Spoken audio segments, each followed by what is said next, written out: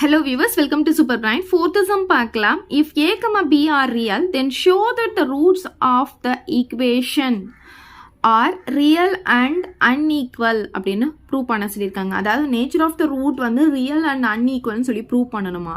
Real and அன்ஈக்குவல்னா நமக்கு எப்படி வரணும்னா டெல் கிரேட்டர் தென் 0 அப்படின்ட்டு வரணும். அதாவது 0 விட பெருசாக டெல்லுடைய வேல்யூ இருக்கணும். ஸோ ஃபர்ஸ்ட் நமக்கு இங்கே என்ன கொடுத்துருக்காங்களோ அதை எடுத்து எழுதிக்கலாம். a minus b into x square minus 6 into a plus b into x minus 9 into a minus b equal to 0. இதில் a என்ன b என்ன c என்ன முதல்ல எடுத்து எழுதிக்கலாம். இங்கே ஏற்கனவே a minus b கொடுத்ததுனால நம்ம கேபிட்டலில் எடுத்து எழுதிக்கலாம். Capital a equal to a minus b, capital b equal to minus 6 into a plus b, and c பார்த்தீங்கன்னா கான்ஸ்டன்ட் டேர்ம் சிம்பிளோட எடுத்து எழுதிக்கோங்க. minus 9 into a minus b வந்துடும். Okay, so discriminant equal to B square minus 4ac.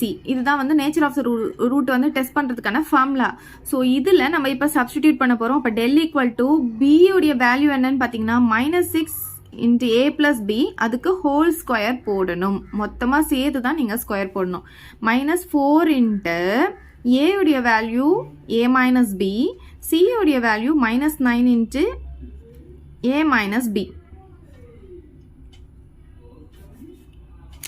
சரி, இப்போ பாருங்க, இப்போ மைனஸுக்கு square போடும் போது அது ப்ளஸ்ஸாக மாறிடும். 6க்கு ஸ்கொயர் போடும் போது 36 ஆகிடும்.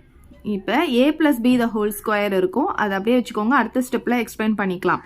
மைனஸ், இப்போ இங்கே பாருங்கள், இங்கே ஒரு -9 இருக்குது, இங்கே ஒரு -4 இருக்குது. ஸோ ப்ளஸ்ஸாக மாறிடும். 4 into 9 வந்து 36ஆக மாறிடும். அப்புறம் இது ரெண்டுத்தையும் மல்டிப்ளைல எழுதிக்கலாம். ரெண்டுமே ஏ மைனஸ் பியாக இருக்கிறதுனால ஏ மைனஸ் பி த ஹோல் ஸ்கொயர்னு போட்டுக்கலாம்.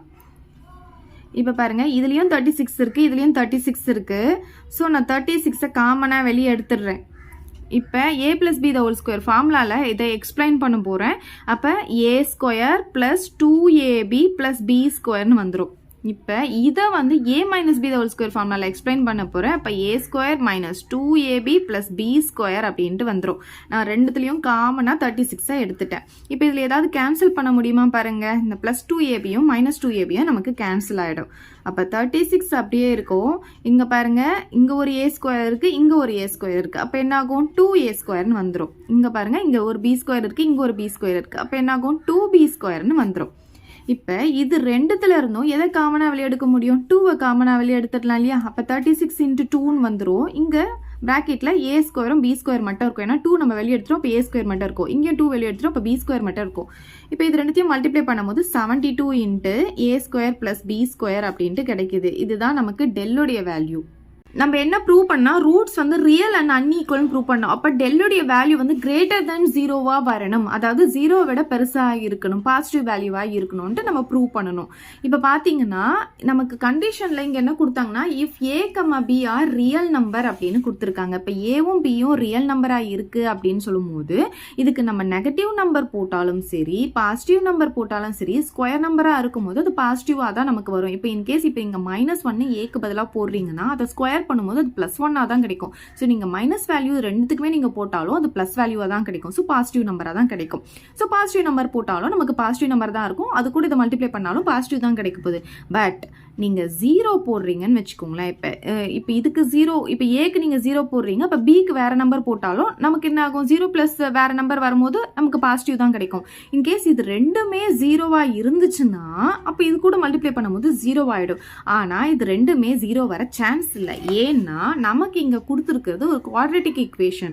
குவாட்ரேட்டிக் ஈக்குவேஷனில் இது ரெண்டுமே 0வாக இருந்துச்சுன்னா இதுவும் நமக்கு 0 ஆகிடும். இப்போ இது குவாட்ரேட்டிக் ஈக்குவேஷனே இருக்க முடியாது.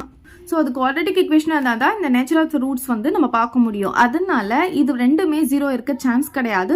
ஸோ நெகட்டிவ் வேல்யூ போட்டாலும் ஸ்கொயர் இருக்குன்னா அது பாசிட்டிவ் வேல்யூவாக தான் மாறும். பாசிட்டிவ் வேல்யூ போட்டாலும் பாசிட்டிவ் தான் வரும். ஸோ 72 கூட நம்ம எது மல்டிப்ளை பண்ணாலும் நமக்கு பாசிட்டிவ் வேல்யூ தான் வரும்.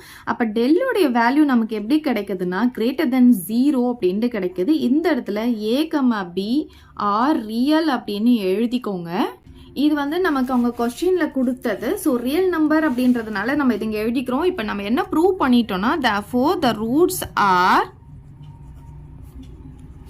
real and unequalன்னு சொல்லி நம்ம ப்ரூவ் பண்ணியாச்சு. ஸோ அவ்வளோதான் இந்த சம். ஏதாவது டவுட் இருந்தால் கமெண்ட் பண்ணுங்க. உங்கள் ஃப்ரெண்ட்ஸ்க்கு இந்த வீடியோ ஷேர் பண்ணுங்க. மறக்காம நம்ம சேனலை சப்ஸ்கிரைப் பண்ணிக்கோங்க. தேங்க்யூ.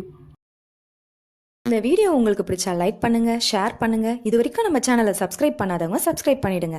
மறக்காம பக்கத்தில் இருக்க பெல் பட்டனையும் பிரஸ் பண்ணிடுங்க.